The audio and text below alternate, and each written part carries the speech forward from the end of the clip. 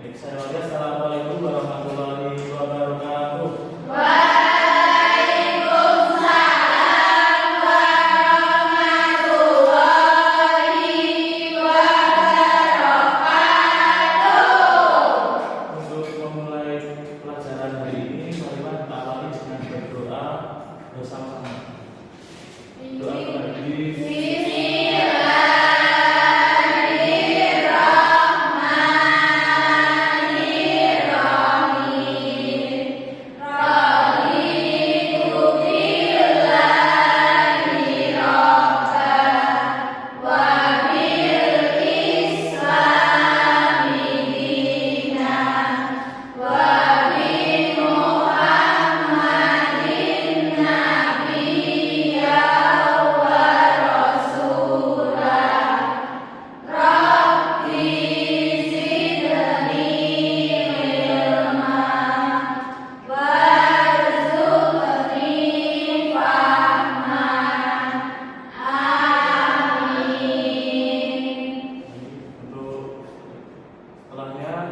sebagai rasa hormat kita kepada pahlawan ataupun pejuang kita sebelumnya untuk membawa NKRI merdeka, marilah kita menyanyikan lagu nasional. Silakan berdiri. Kita semua ya.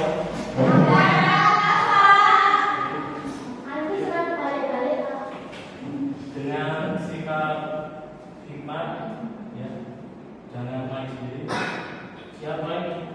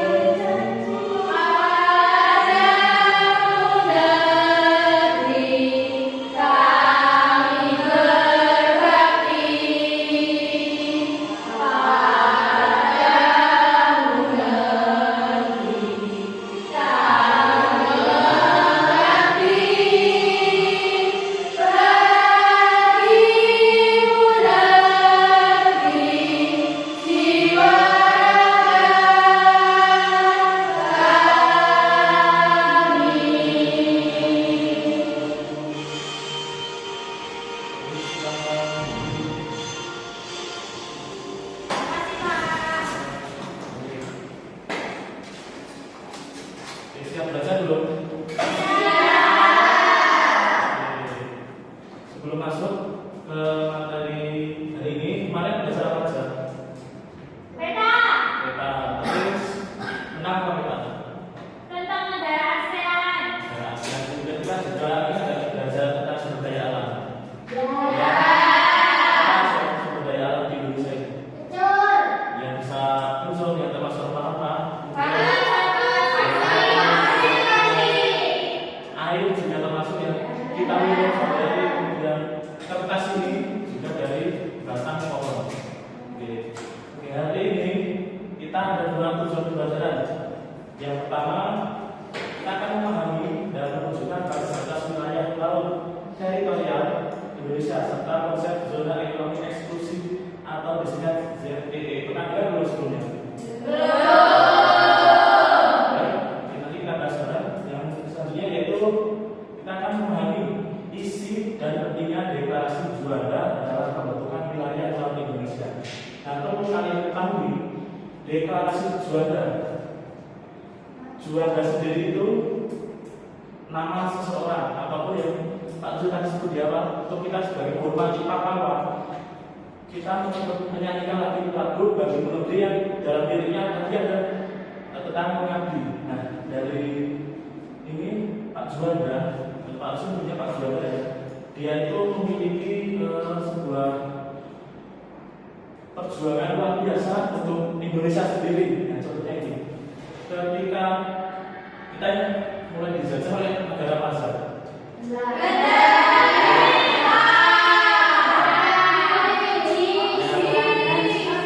Itu selama beratus tahun cuma perlu juga bukan ini saat itu Indonesia itu bukan bernama Indonesia, tapi masih berupa kerajaan.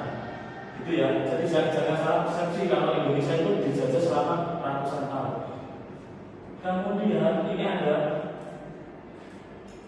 ini isi ZMPO 1999 yaitu yang menyatakan wilayah Indonesia hanya sejauh 3 mil dari garis pantai setiap pulau. Laut di antara pulau-pulau dianggap sebagai laut internasional atau laut bebas. Nah ini ceritanya sebelum Pak Juanda itu memperjuangkan kebebasan laut kita. Nah ini ada contoh gambarnya. Nah ini kalau dari dekat ada kata putih di pinggir. Lihat kan? Nah ini mengartikan bahwa garis laut ataupun pantai seluruh Indonesia itu hanya ini sebatas garis putih ini. Kira-kira luas nggak? Enggak ya. Kalau kita bandingkan nanti setelahnya Pak Juanda itu benar-benar mendeklarasikan itu kepentingan bersama nanti Indonesia itu jadi negara yang besar, jadi negara kaya dengan identitas laut yang luar biasa luasnya. Ini next dulu. Ini ada dari pada kemerdekaan awal itu masih bangsa kita masih memperjuangkan tentang keadilan dalam laut. Nah ini ada deklarasi Juanda dengan adanya kesadaran bahwa wilayah NKRI tidak utuh dan berdasarkan terpisah oleh laut internasional. Deklarasi ini dicetuskan oleh Perdana Menteri Indonesia saat itu yaitu beberapa Juanda Karta Wirja dan dilakukan oleh Mohtar Kusumaatmadja, seorang ahli hukum internasional. Jadi kita putarkan dulu sebuah video mengenai deklarasi Juanda.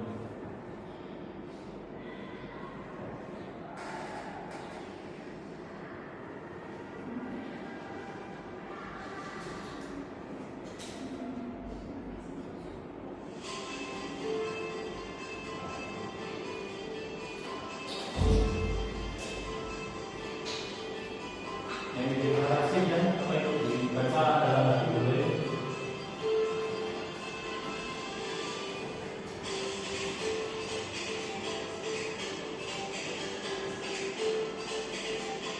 Nah itu seorang foto dari beliau nama Pak Juanda dalam Indonesia. Nah itu otomatis idenya itu muncul setelah kita merdeka. Itu tahun berapa? 1945. Nah itu ada perbandingan antara sebelum dan sesudah.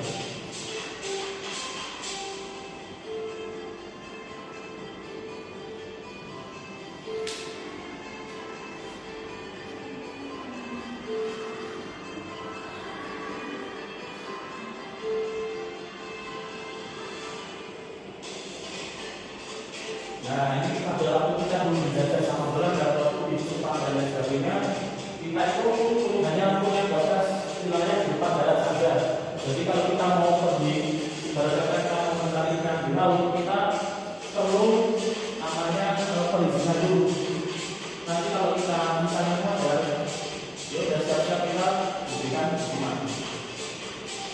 Nah sedangkan kapal itu masih proses kita. Jadi kapal itu bebas berlayar di sekitar pulau kita.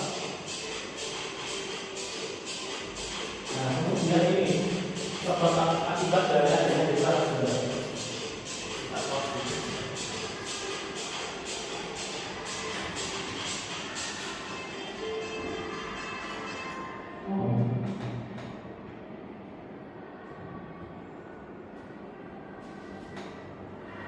Oke, ini kita jelaskan secara gambarnya. Setelah tadi tak tunjukin sebelum ada deklarasi Juanda, itu yang garis putih ini itu benar-benar nggak kelihatan ya, cuma kayak mepet di pulaunya saja atau di darat. Sedangkan setelah Bapak Juanda Karta Wirja melakukan sebuah ide atau mencetuskan namanya deklarasi Juanda, nah itu laut ataupun kekayaan Indonesia itu semakin apa? Ya, semakin luas karena adanya itu perjuangan tadi rasa nasionalisme, rasa patriotisme kepada negaranya, yaitu negara kesatuan Republik Indonesia.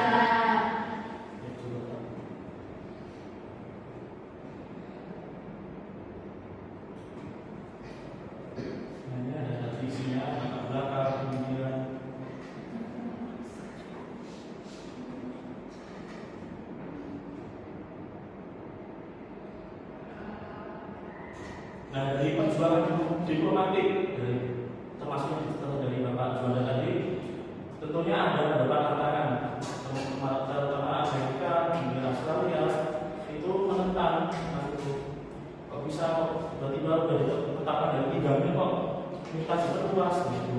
Kemudian dia itu dengan rasa giginya Pak Juanda dan teman-temannya kala itu ini mulai dari sudut pandang dunia itu mulai memandang bahwa ini perlu diperjuangkan oleh Bapak Juanda. Kemudian ada berbagai wilayah yang ini ada laut teritorial, yaitu wilayah laut selebar 12 mil laut dari garis pantai, di mana Indonesia memiliki kedaulatan penuh dan negara lain memiliki hak lintas damai. Jadi laut teritorial itu nanti kita bisa memanfaatkan sumber daya alam, kekayaan laut, baik hayati non hayati, untuk bisa kita eksplorasi, untuk kita bisa manfaatkan untuk kebutuhan orang lain. Kemudian ada zona ekonomi eksklusif yang mungkin anak-anak tadi belum tahu, yaitu ini jalannya tadi yang perjuangan oleh Pak Juanda itu memiliki wilayah laut sejauh 200 mil dari garis pangkal, dari pantai maksudnya, dari ujung pantai sampai menjauh dari bibir pantai itu sejauh 200 mil. Kemudian Indonesia memiliki hak berdaulat untuk eksplorasi, kemudian eksploitasi sumber daya alam di dalamnya. Tahu bedanya eksplorasi dan eksploitasi kan? Kalau tahu apa? Eksplorasi itu kita menggali. Ya, menggali kita itu mencari tahu apa aja kekayaan. Ya, kalau eksploitasi? Nggak tahu. Kalau eksploitasi itu kayak kita itu memanfaatkan sumber daya. Cuma yang perlu digarisbawahi adalah memanfaatkan sumber daya secukupnya, bukan skala besar. Kenapa? Kalau kita mengeksploitasi kekayaan alam dengan besar-besaran, tentunya itu memiliki dampak jangka panjang bagi kita sendiri. Contohnya tadi, misalnya kalau kita memanfaatkan tambang tanpa memikirkan jangka panjang, nanti kita akan terkena dampaknya, misalnya tanah longsor dan lain sebagainya. Ini adalah landasan kontinen, yaitu dasar laut dan tanah di bawahnya dengan bangkai dari daratan yang terdapat tinggi 200 km dengan kondisi tertentu. Oke. Nah, ini ada satu definisi lagi, yaitu kawasan Nusantara atau bisa disebut dengan UNANUS. Apa itu? Tolong bantu dibaca. Siapa? Mas Andi. Apa Mas? Yang mana Pak? Yang definisi. Cara pandang bangsa Indonesia mengenai diri dan lingkungannya yang mengutamakan persatuan dan kesatuan wilayah termasuk laut untuk mencapai tujuan nasional. Jadi ini alasan dari Bapak Juanda kenapa begitu gigih untuk memperjuangkan laut Indonesia. Pertama, Pak Juanda itu mencoba untuk mengimplementasikan dari kawasan Nusantara bahwa kok kita itu negara kepulauan tapi kok batasannya kok cuma daratan. Terus kalau misal ya kita pergi ke antar pulau, misalnya ke Jawa, Sumatera, Kalimantan, Jawa, Sulawesi, Papua perlu izin bla bla bla. Nah itu kenapa kok kita nggak coba merubah sudut pandang dengan apa? Dengan itu tadi memberikan pendidikan sebesar satu kesatuan. Jadi tidak ada batas dari apapun. Mau sejauh apapun perairan, kalau tadi kata kuncinya di deklarasi Juanda. Jadi kalau kita mau berbeda kata kuncinya, jadi mempermudah itu. Jadi nggak saling papasan. Padahal kalau kita kan masih sesama NKRI satuan negara Indonesia. Nah, juga saat ini pun Indonesia itu terus bernegosiasi dengan negara tetangga untuk menyelesaikan penetapan batas laut. Kemudian isu perbatasan itu masih ada antara Indonesia sama Asia. Kemudian yang mungkin kita pernah dengar tentang perebutan Pulau Natuna itu merupakan sengketa yang mungkin perlu jangan dianggap enteng. Kemudian ada pemenuhan berkelanjutan, yaitu penetapan batas laut yang jadi penting untuk mengoptimalkan sumber daya laut dan mendukung pembangunan berkelanjutan di Indonesia. Sampai sini paham? Itu kami ini dibuat 2 kelompok ya. Terus ini ada tugas kelompok bisa dikerjakan secara bersama-sama. Nanti yang sudah selesai dipresentasikan.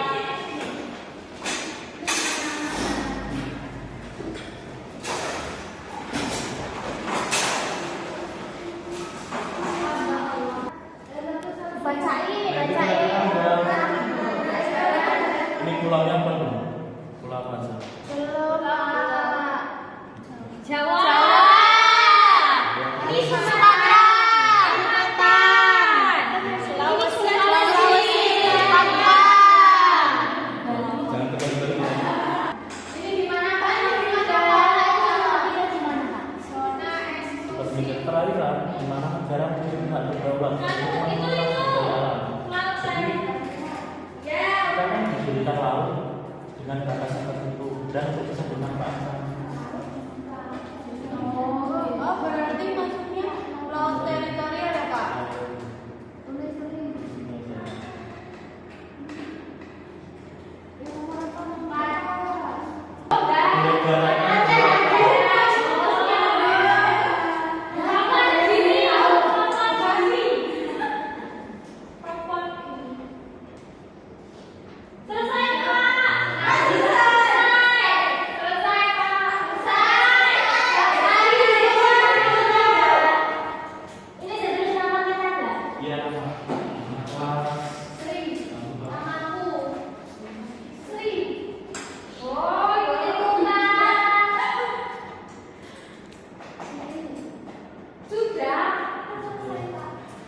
Dicoba nomor 1 ini dulu. Nanti yang kelompok sebelah nggak usah masuk di tempat bergerak. Nanti yang beri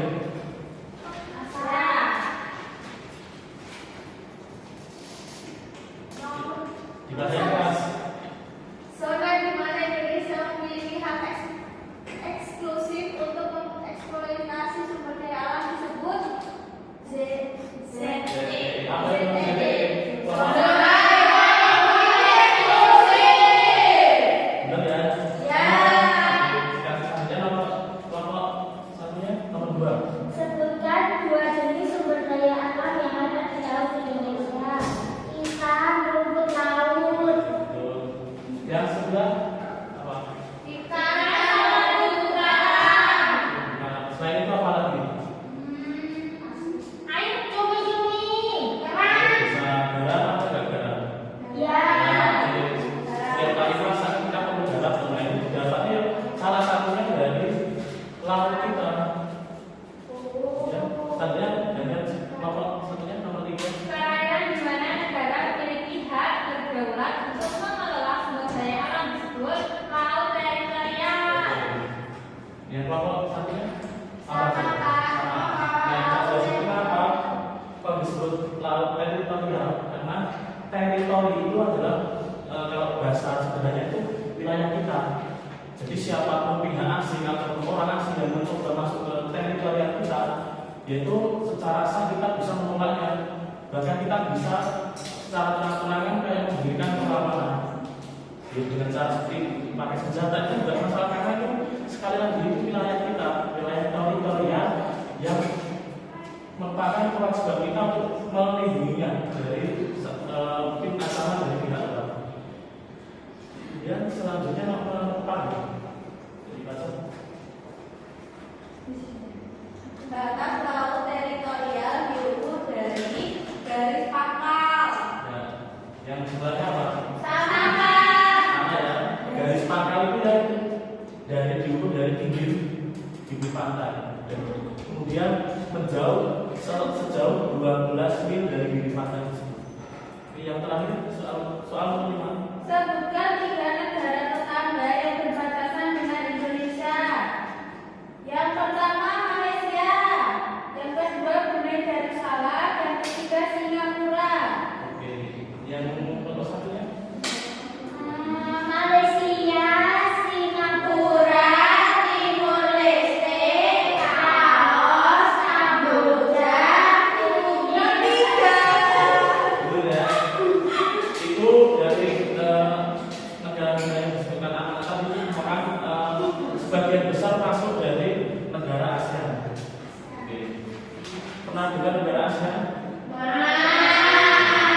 Besok kita pelajari di pertemuan selanjutnya. Sekarang RKPD-nya kita coba dulu.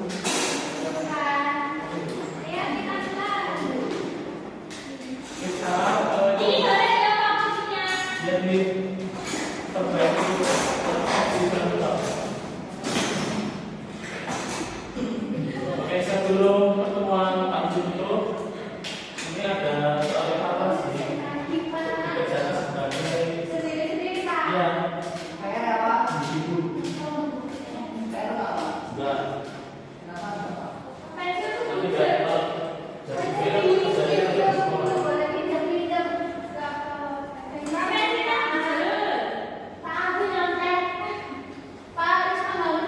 Ayo, dari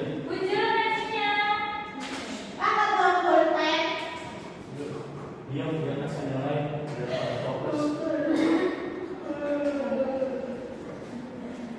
Kerjakan sendiri-sendiri ya.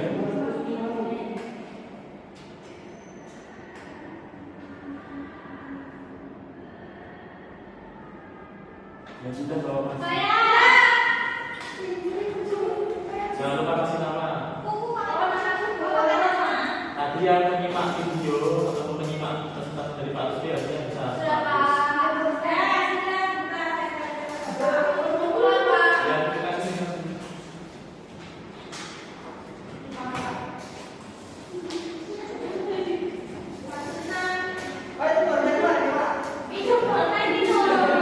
Ini lainnya ulangi. Ya, terima kasih.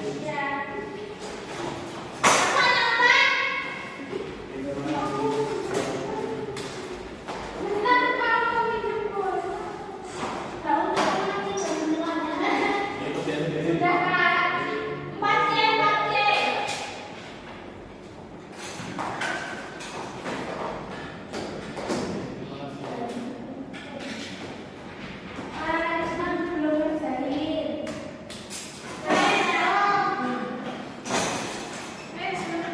Risma. Ya, Risma belum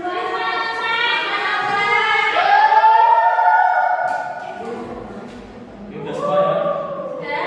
Ya, ini kita belajar apa sih tadi?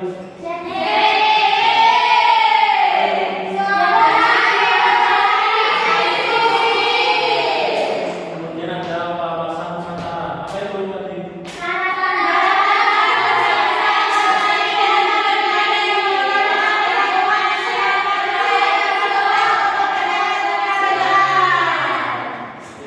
Sampai sini paham?